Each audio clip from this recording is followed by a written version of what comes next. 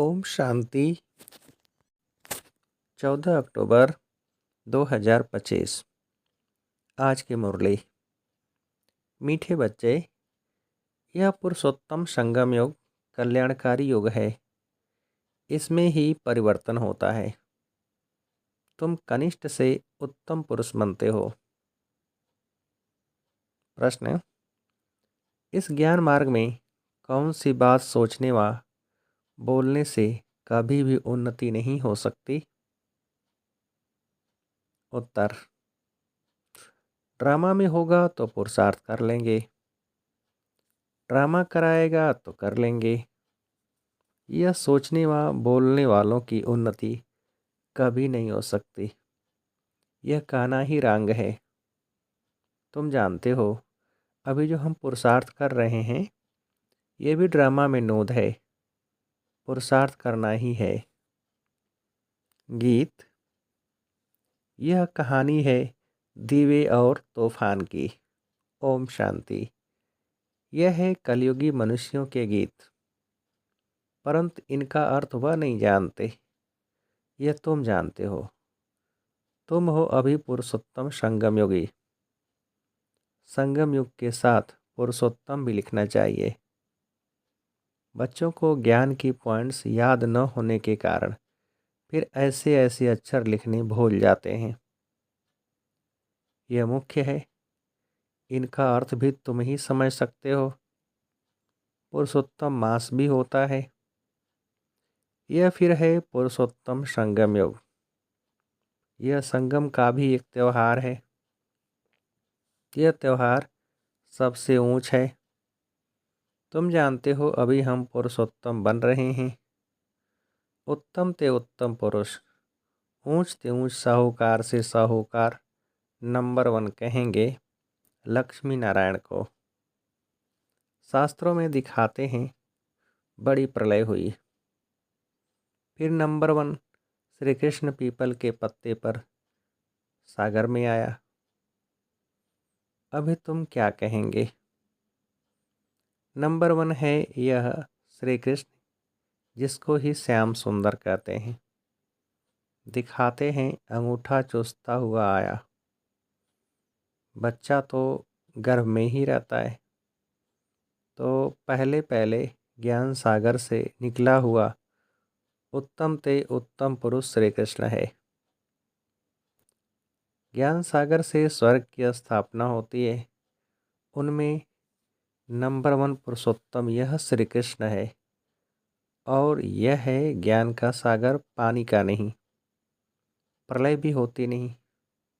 कई बच्चे नए नए आते हैं, तो बाप को फिर पुरानी पॉइंट रिपीट करनी पड़ती है।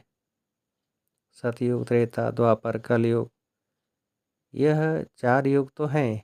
5वां फिर है पुरुषोत्तम संगम युग। इस युग में मनुष्य चेंज होते हैं, कनिष्ठ से सर्वोत्तम बनते हैं। जैसे शिव बाबा को भी पुरुषोत्तम व सर्वोत्तम कहते हैं ना, वह है ही परम आत्मा, परमात्मा। फिर पुरुषों में उत्तम है यह लक्ष्मी नारायण। इन्हों को ऐसा किसने बनाया, यह तुम बच्चे ही जानते हो। बच्चों को भी समझ में आया है। इस समय हम पुरुषार्थ करते हैं ऐसा बनने के लिए। पुरुषार्थ कोई बड़ा नहीं है, मोस्ट सिंपल है। सीखने वाली भी हैं अबलाएं कुब्जाएं, जो कुछ भी पढ़ी लिखी नहीं है, उन्हों के लिए कितना सहज समझाया जाता है। देखो, अहमदाबाद में एक साधु था, कहता था हम कुछ खाते पीते नहीं हैं। अच्छा, कोई सारी आयु खाता पीता नहीं, फिर क्या? प्राप्ति तो कुछ नहीं है ना। झाड़ को भी खाना तो मिलता है ना, खाद पानी आदि नेचुरल उनको मिलता है, जिससे झाड़ वृद्धि को पाता है। उसने भी कोई रिद्धि सिद्धि पाई होगी। ऐसे बहुत हैं जो आग से पानी से चले जाते हैं। इनसे भला फ़ायदा क्या? तुम्हारा तो इस सहज राजयोग से जन्म जन्मांतर का फ़ायदा है। तुमको जन्म जन्मांतर के लिए दुखी से सुखी बनाते हैं। बाप कहते हैं, बच्चे, ड्रामा अनुसार हम तुमको गुह्य बातें सुनाता हूँ। जैसे बाबा ने समझाया है, शिव और शंकर को मिलाया क्यों है? शंकर का तो इस सृष्टि में पार्ट ही नहीं है। शिव का, ब्रह्मा का, विष्णु का पार्ट है। ब्रह्मा और विष्णु का ऑलराउंड पार्ट है। शिव बाबा का भी इस समय पार्ट है, जो आकर ज्ञान देते हैं। फिर निर्वाण धाम में चले जाते हैं। बच्चों को जायदाद देकर खुद वानप्रस्थ में चले जाते हैं। वानप्रस्थी बनना अर्थात गुरु द्वारा वाणी से परे जाने का पुरुषार्थ करना। परंतु वापिस तो कोई जा नहीं सकते, क्योंकि विकारी भ्रष्टाचारी हैं। विकार से जन्म तो सबका होता है। ये लक्ष्मी नारायण निर्विकारी हैं, उन्हों का विकार से जन्म नहीं होता है, इसलिए श्रेष्ठाचारी कहलाए जाते हैं। कुमारियाँ भी निर्विकारी हैं, इसलिए उनके आगे माथा टेकते हैं। तो बाबा ने समझाया कि यहाँ शंकर का कोई पार्ट नहीं है। बाकी प्रजापिता ब्रह्मा तो जरूर प्रजा का पिता हुआ ना। शिव बाबा को तो आत्माओं का पिता कहेंगे, वह है अविनाशी पिता। यह गुह्य बातें अच्छी रीति धारण करनी है। जो बड़े बड़े फिलासफर होते हैं उनको बहुत टाइटल मिलते हैं। श्री श्री 108 का टाइटल भी विद्वानों को मिलते हैं। बनारस के कॉलेज से पास कर टाइटल ले आते हैं। बाबा ने गुप्ता जी को इसलिए बनारस भेजा था कि उन्हों को जाकर समझाओ कि बाप का भी टाइटल अपने ऊपर रख बैठे हो। बाप को श्री श्री 108 जगत गुरु कहा जाता है। माला ही 108 की होती है। 8 रतन गाए जाते हैं। वह पास विधानर होते हैं, इसलिए उनको जपते हैं। फिर उनसे कम 108 की पूजा करते हैं। यज्ञ जब रचते हैं तो कोई 1000 शालिग्राम बनाते हैं, कोई 10,000, कोई 50,000, कोई लाख भी बनाते हैं। मिट्टी के बनाकर फिर यज्ञ रचते हैं। जैसा जैसा सेठ अच्छे थे, अच्छा बड़ा सेठ होगा तो लाख बनाएंगे। बाप ने समझाया है, माला तो बड़ी है ना, 16,108 की माला बनाते हैं। यह तुम बच्चों को बाप बैठ समझाते हैं। तुम सभी भारत की सेवा कर रहे हो बाप के साथ। बाप की पूजा होती है तो बच्चों की भी पूजा होनी चाहिए। ये नहीं जानते कि रुद्र पूजा क्यों होती है।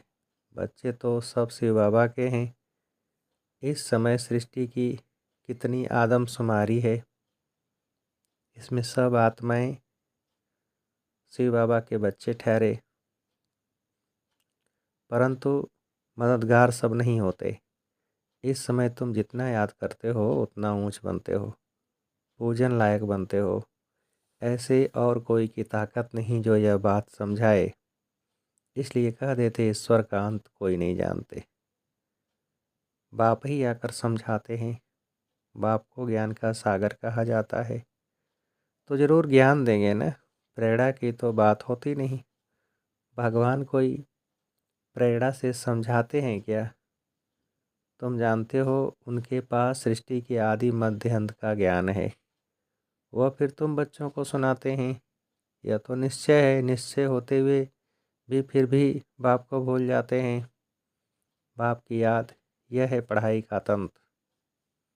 याद की यात्रा से कर्मातीत अवस्था को पाने में मेहनत लगती है। इसमें ही माया के विघ्न आते हैं। पढ़ाई में इतने विघ्न नहीं आते। अब शंकर के लिए कहते हैं, शंकर आँख खोलते हैं तो विनाश होता है। यह कहना भी ठीक नहीं है।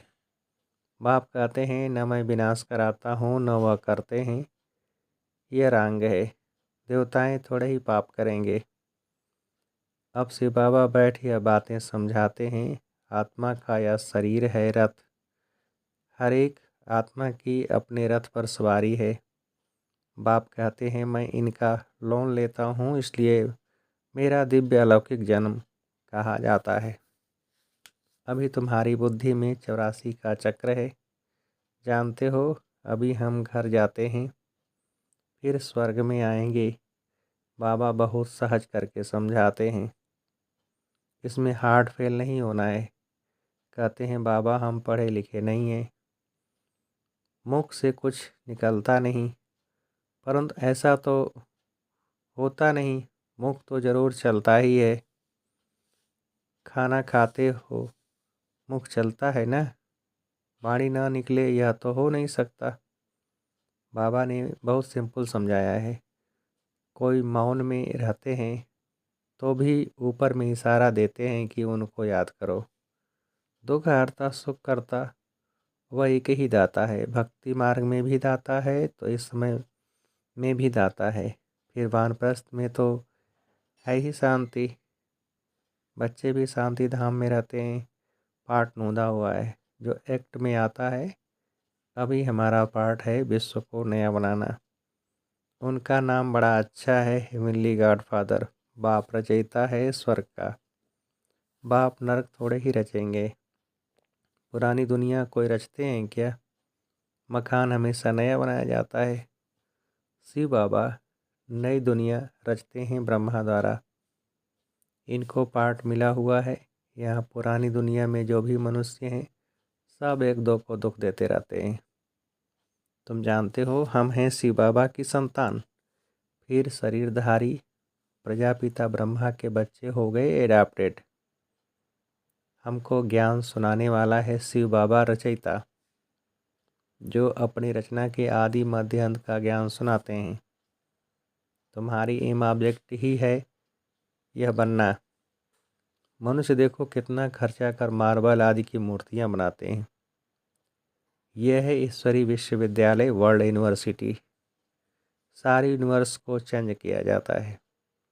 उन्हों के जो भी कैरेक्टर्स हैं सब आसुरी, आदि मध्य अंत दुख देने वाले हैं। यह है ईश्वरी यूनिवर्सिटी। ईश्वरी विश्वविद्यालय एक ही होता है जो ईश्वर आकर खोलते हैं, जिससे सारी विश्व का कल्याण होता जाता है। तुम बच्चों को अब राइट और रॉन्ग की समझ मिलती है और कोई मनुष्य नहीं जो समझता हो। राइट रॉन्ग को समझाने वाला एक ही राइटियस होता है, जिसको ट्रुथ कहते हैं। बाप ही आकर हर एक को राइटियस बनाते हैं। राइटियस बनेंगे तो फिर मुक्ति में जाकर जीवन मुक्ति में आएंगे। ड्रामा को भी तुम बच्चे जानते हो। आदि से लेकर अंत तक पाठ बजाने नंबरवार आते हो। यह खेल चलता ही रहता है। ड्रामा शूट होता जाता है। यह एवर न्यू है। यह ड्रामा कभी पुराना नहीं होता है। और सब नाटक आदि विनाश हो जाते हैं। यह बेहद का अविनाशी ड्रामा है। इनमें सब अविनाशी पाठधारी हैं। अविनाशी खेल व मांडवा देखो कितना बड़ा है। बाप आकर पुरानी सृष्टि को फिर नया बनाते हैं। वह सब तुमको साक्षात्कार होगा। जितना नज़दीक आएंगे फिर तुमको खुशी होगी। साक्षात्कार करेंगे, कहेंगे अब पार्ट पूरा हुआ। ड्रामा को फिर रिपीट करना है। फिर नए सिर पार्ट बजाएंगे। जो कल पहले बजाया है इसमें ज़रा भी फ़र्क नहीं हो सकता है। इसलिए जितना हो सके तुम बच्चों को ऊंच पद पाना चाहिए। पुरुषार्थ करना है, मूझना नहीं है। ड्रामा को जो कराना होगा वो कराएगा। यह कहना भी रंग है। हमको तो पुरुषार्थ करना ही है। अच्छा, मीठे मीठे सिकेल्दे बच्चों प्रति माता पिता बाप दादा का याद प्यार और गुड मॉर्निंग। रूहानी बाप की रूहानी बच्चों को नमस्ते। हम रूहानी बच्चों की रूहानी बाप को नमस्ते। धारणा के लिए मुख्य सार। पहली पॉइंट, पढ़ाई का तंत्र यानी कि सार बुद्धि में रख याद की यात्रा से कर्मातीत अवस्था को पाना है। ऊंच पूजनीय बनने के लिए बाप का पूरा पूरा मददगार बनना है। दूसरी पॉइंट, सत्य बाप द्वारा राइट रंग की जो समझ मिली है उससे राइटियस बन जीवन बंध से छूटना है, मुक्ति और जीवन मुक्ति का वर्षा लेना है। वरदान, आपस में स्नेह की लेन देन द्वारा सर्व को सहयोगी बनाने वाले सफलता मूर्त भव। विस्तार, अभी ज्ञान देने और लेने की स्टेज पास की, अब स्नेह की लेन देन करो। जो भी सामने आए, संबंध में आए तो स्नेह देना और लेना है। इसको कहा जाता है सर्व के स्नेही व लवली। ज्ञान दान अज्ञानियों को करना है, लेकिन ब्राह्मण परिवार में इस दान के महादानी बनो। संकल्प में भी किसके प्रति स्नेह के सिवाय और कोई उत्पत्ति न हो। जब सभी के प्रति स्नेह हो जाता है तो स्नेह का रिस्पांस सहयोग होता है और सहयोग के रिजल्ट सफलता प्राप्त होती है। स्लोगन, 1 सेकंड में व्यर्थ संकल्पों पर फुल स्टॉप लगा दो, यही तीव्र पुरुषार्थ है। मातेश्वरी जी के अनमोल महावाक्य। आजकल मनुष्य मुक्ति को ही मोक्ष कहते हैं। वो ऐसे समझते हैं जो मुक्ति पाते हैं वो जन्म मरण से छूट जाते हैं। वो लोग तो जन्म मरण में न आना इसको ही ऊंच पद समझते हैं, वही प्रारब्ध मानते हैं। जीवन मुक्ति फिर उसको समझते हैं जो जीवन में रहकर अच्छा कर्म करते हैं। जैसे धर्मात्मा लोग हैं उन्हों को जीवन मुक्त समझते हैं। बाकी कर्म बंधन से मुक्त हो जाना तो वो तो कोटों में से कोई बिरला ही समझते हैं। अब यह है उन्हों की अपनी मत, लेकिन हम तो परमात्मा द्वारा जान चुके हैं कि जब तक मनुष्य पहले विकारी कर्म बंधन से मुक्त नहीं हुआ है तब तक आदि मध्यांत दुख से छूट नहीं सकेंगे। तो इससे छूटना यह भी एक स्टेज है। तो भी पहले जब ईश्वरी नॉलेज को धारण करे तब ही उस स्टेज पर पहुंच सके, और उस स्टेज पर पहुंचाने वाला स्वयं परमात्मा चाहिए, क्योंकि मुक्ति जीवन मुक्ति देते वह हैं। वो भी एक ही समय आए सबको मुक्ति जीवन मुक्ति दे देते हैं। बाकी परमात्मा कोई अनेक बार नहीं आते, और न कि ऐसा समझो कि परमात्मा ही सब अवतार धारण करते हैं। ओम शांति। अव्यक्त सारे स्वयं और सर्व के प्रति मनसा द्वारा योग की शक्तियों का प्रयोग करो। मनसा सेवा बेहद की सेवा है। जितना आप मनसा से, वाणी से स्वयं सैंपल बनेंगे तो सैंपल को देखकर स्वतः ही आकर्षित होंगे। सिर्फ दृढ़ संकल्प रखो कि सहज सेवा होती रहेगी। अगर वाणी के लिए समय नहीं है तो वृत्ति से, मनसा सेवा से परिवर्तन करने का समय तो है ना। अब सेवा के सिवाय समय गंवाना नहीं है। निरंतर योगी, निरंतर सेवाधारी बनो। यदि मनसा सेवा करना नहीं आता तो अपने संपर्क से, अपने चलन से भी सेवा कर सकते हो। अच्छा, ओम शांति।